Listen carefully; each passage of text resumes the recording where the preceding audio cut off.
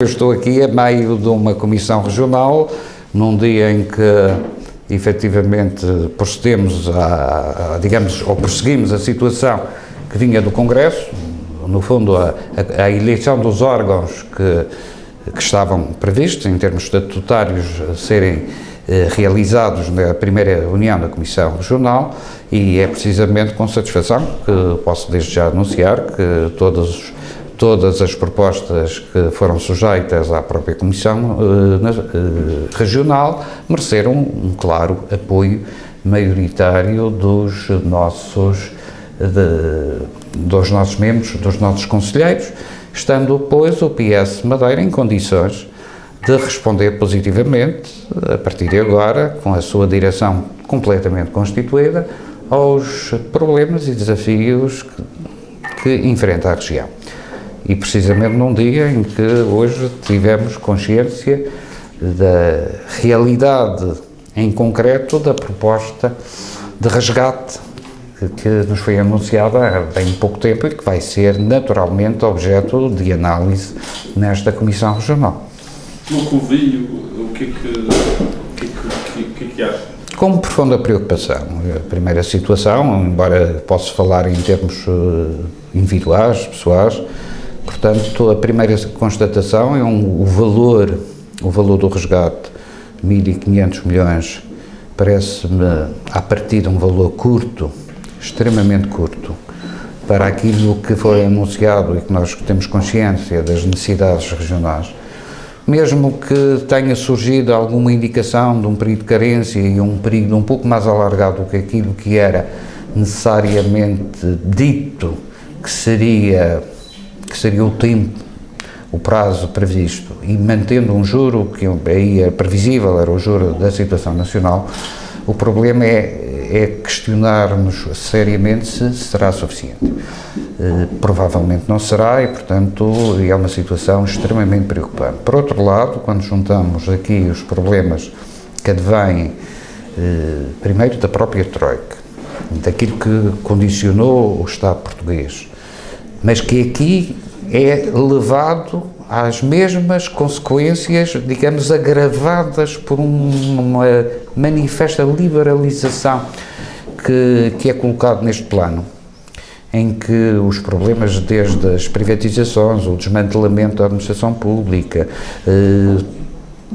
a situação de cuidados de saúde, de limitações em áreas sociais, numa região como a nossa, onde a pobreza cresce, o desemprego rapidamente se tornará provavelmente a região do país com maior incidência. Não há uma agenda económica nenhuma neste processo, em que não há captação de investimento. É natural que isto nos preocupe e de que maneira. Isto é autenticamente uma situação em que parece que pode libertar de liquidez agora qualquer coisa, responde durante um pequeno período, mas não parece que haja condições que permitam crescimento, permitam responder às necessidades e acalentar algo de positivo dentro de 6 meses, um ano. Oxalá seja, e oxalá neste momento eu esteja enganado. Parece-me que hoje é urgente que haja uma análise serena, técnica e política por parte da Assembleia, por parte dos vários partidos, como nós também aqui vamos realizá-lo, tentando encontrar os melhores caminhos. O PS disse com razão que tudo isto foi feito com muito secretismo, e o secretismo poderá ter às vezes uma boa alma do negócio, mas é de uma responsabilidade única do Governo Passos Coelho, do Governo Alberto João Jardim, que de resto é o responsável de todo este descalabro em termos regionais. E aqui não há sequer qualquer dúvida, ao longo destes anos todos, que são 30 e tal, a responsabilidade é nitidamente Alberto Jorge Jardim, embora isto se agudizasse nos últimos 10 de uma forma evidente. Agora, a saída, que é o que nos interessa mais, a saída da crise, parece muito difícil nestas circunstâncias. Nestas circunstâncias, o que parece previsível é a destruição do modelo social, aumento, claro, do desemprego, diminuição e falência de empresas, veremos como é que será as PPPs, como é que serão as privatizações, como é que será um conjunto de mecanismos que sustentem e que deem credibilidade à economia. Não sabemos bem, ou pelo menos não percebi muito bem, a capacidade de fiscalização, como é que será, e de controle, apesar do controle da dívida e gestão da dívida ser claramente tutelada por entidades nacionais. Isso coloca em causa a autonomia, pelo menos a autonomia financeira? Eu penso que essa autonomia financeira, a partir do momento que houve este descalabro, já está colocada há mais tempo. Portanto, agora é uma tentativa de socorrer, de alguma credibilidade de uma entidade que possa avalizar, no fundo, empréstimos e condições de empréstimos. A autonomia, sobre esse aspecto, já se perdeu.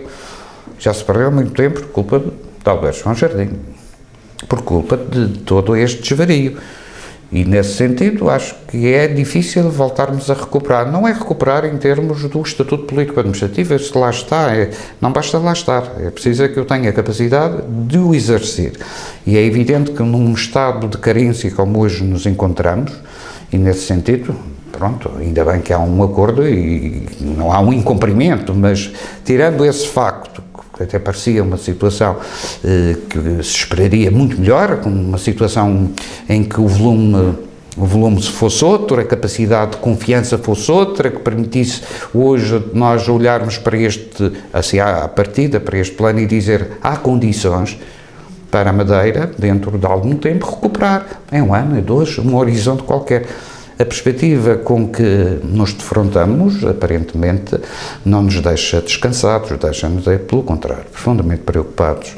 E, portanto, o que nos interessa aqui não é o governo, é as pessoas, é os madeirenses. E isso, nesse caso, os madeirenses têm um retrato e uma previsão para o futuro que será cada vez mais grave. Repare que a taxa de esforço, ao contrário do que também nos foi propagandeado, a taxa de esforço é na região superior, neste momento, ao do continente, e foi mantido. E isto não é olhando e dizer, olha, eles têm uma diferencial, no caso dos impostos, e, por exemplo, em particular do IVA, em relação a nós, de um ponto, que aparentemente permanecerá no escalão mais baixo, no intermédio ou no máximo. O problema é que, para qualquer trabalhador, para qualquer madeirense que paga os seus impostos, aquilo que é o ponto de partida perante um colega qualquer, um outro trabalhador no continente, é um ponto de partida que era mais baixo e que fica igual e, portanto, tem um esforço muito maior. Vai sair muito mais dinheiro. E é curioso é que também, na região autónoma, como todos nós sabemos, o custo de vida é igual ou superior ao do continente. E perante uma situação destas, do aumento do IVA, por exemplo, nesta matéria, vai haver um arrefecimento claro. E, por exemplo, a taxa que se calcula a nível nacional de diminuição do PIB anda à volta, diz o Governo, à volta dos 3. Alguns outros diríamos à volta dos 5 de contração. Na Madeira, quanto é que será? 7, 8? É uma situação insustentável. E isso aqui é, efetivamente, uma coisa que terá de ser analisado por a entidade adequada, para começar sem secretismos e com transparência na Assembleia, e não bloqueado por uma maioria qualquer de número, mas com uma transparência evidente das coisas.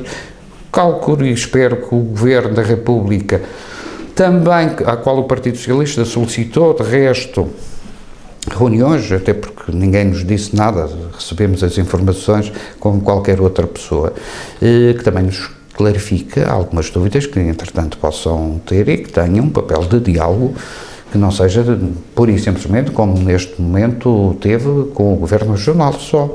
E, portanto, há aqui muita coisa. Agora, isto é de nos deixar extremamente preocupados. Preocupados com o futuro, preocupados com as pessoas, preocupados com as alternativas que temos que fazer. É melhor que a bancarrota, claro, mas nada satisfeitos. Esta taxa de esforço, como digo, é incomensurável, não traduz confiança. A verba que é apresentada parece-me claramente insuficiente para as necessidades e, obviamente, o próprio juro, apesar de ser um juro igual, nós não estamos a tratar numa relação como se fosse com uma entidade do Fundo Monetário Internacional ou da Comissão Europeia. Estamos a tratar com o governo português, com um espaço português em que tínhamos que dar solidez ao desenvolvimento. há uma agenda económica, a região autónoma da Madeira não tem no tecido económico as mesmas alternativas que tem outros espaços.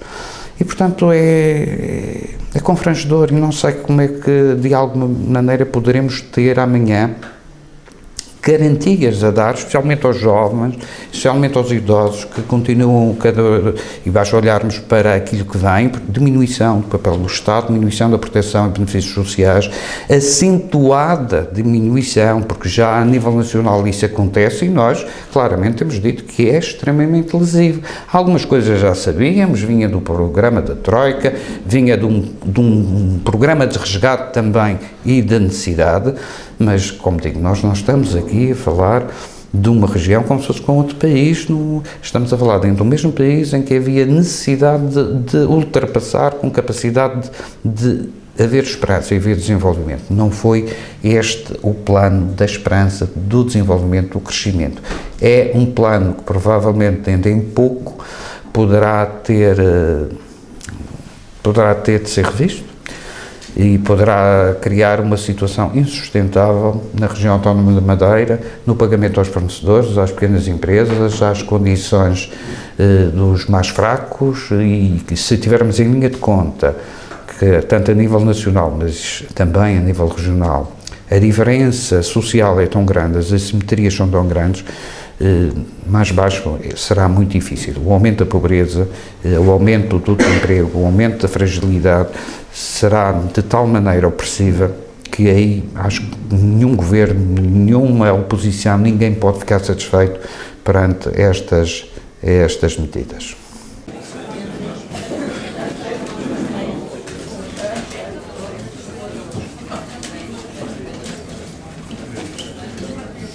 A Constituição faz referência com os membros da Divisão Regional